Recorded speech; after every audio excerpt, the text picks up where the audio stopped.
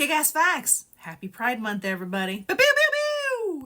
In 1971, Jack Baker, a gay man, discovered a loophole in Minnesota law that said gay marriage wasn't explicitly illegal if officials allowed it. So he legally changed his name from Jack Baker to Pat Lynn McConnell, his future husband's last name, to fool officials into thinking he was a woman when he applied for a marriage certificate in a different county. Blue Earth County, to be specific, issued their marriage license on August 16, 1971, and they were married on September 3rd that same year. Their marriage was not recorded or recognized as legal by the local government, various courts, the IRS, or the Veterans Administration until a state district court in Blue Earth County affirmed its legality on September 18, 2018. One of the earliest transgender athletes was tennis player Renee Richards. Already a promising tennis player in the men's circuit, she underwent gender-affirming surgery in 1975 and started playing in women's tournaments a year later. People got in their feelings about it after she accepted an invitation to a warm-up tournament for the U.S. Open. The Women's Tennis Association and the United States Tennis Association withdrew their support, and 25 of the 32 women pulled out of the tournament. The two tennis associations introduced the Barr body test, which identifies a person's sex chromosomes. She refused to take the test and was banned from the U.S. Open. She filed a lawsuit in 1977, claiming that her civil rights were violated and that the policy was unfair. The New York Supreme Court ruled in her favor, saying that the Barr body test as a sole determinant of sex was grossly unfair and ruled Richards legally female. She then competed in the 1977 U.S. Open at the age of 43. Reaching the doubles final, she retired 4 years later.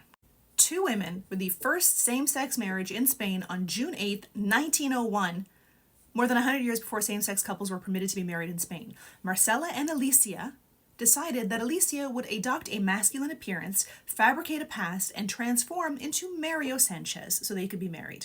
The couple were exposed by newspapers and both lost their jobs, were excommunicated, and arrest warrants were issued.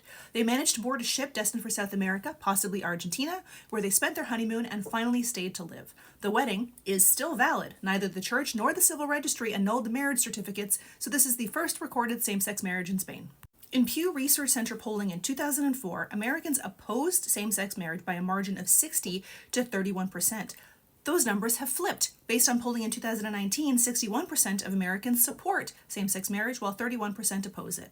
The São Paulo Gay Pride Parade in Brazil is the most attended gay pride parade in the world. They broke a Guinness World Record in 2009 with 4 million attendees, outdone in 2017 with 5 million.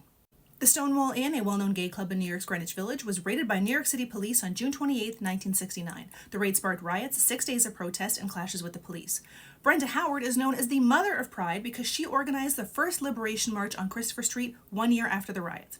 Before Stonewall, and likely paving the way for Stonewall, was the Sip-In. During a time when most bars refused to serve gay people, the Mattachine Society, one of the country's first gay rights organizations, staged a Sip-In. On April 21, 1966, 3 men walked into a New York City bar, approached the bartender, proclaimed they were gay, and then ordered a drink, and were promptly denied. This happened at the third bar they visited. The first 2 served them, the third gave them the response they needed to expose this discriminatory law. The Genovese family, one of the so-called 5 families that dominated organized crime in New York City, reigned over Manhattan's West Side bar scene, including the village where the LGBT community was taking root. A member of the Genovese family, Fat Tony, purchased the Stonewall in 1966 and transformed it from a bar and restaurant that served mainly a straight clientele into a gay bar and nightclub.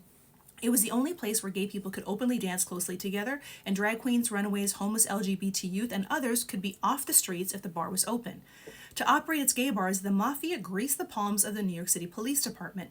Not that the police didn't raid the establishments, but they would first tip off the owners, who told them the best time to come by. Raids often happened in the early afternoon when it wasn't busy, so they could get back to business by nighttime. During a typical raid, bar owners would change the lights from blue to white, warning customers to stop dancing and drinking. Men were hauled in for dressing in drag, and women for wearing fewer than 3 pieces of traditional feminine clothing. Sometimes the cops would go to the extreme measure of sending female police officers into the bathroom to verify people's genders. Some scholars have argued that the Stonewall riots were as much a resistance against the mob's exploitation of the gay community as they were a struggle against police harassment and discriminatory laws. A handwritten message in chalk on a boarded-up window of the Stonewall Inn read, "Gay prohibition corrupts cops, feeds mafia."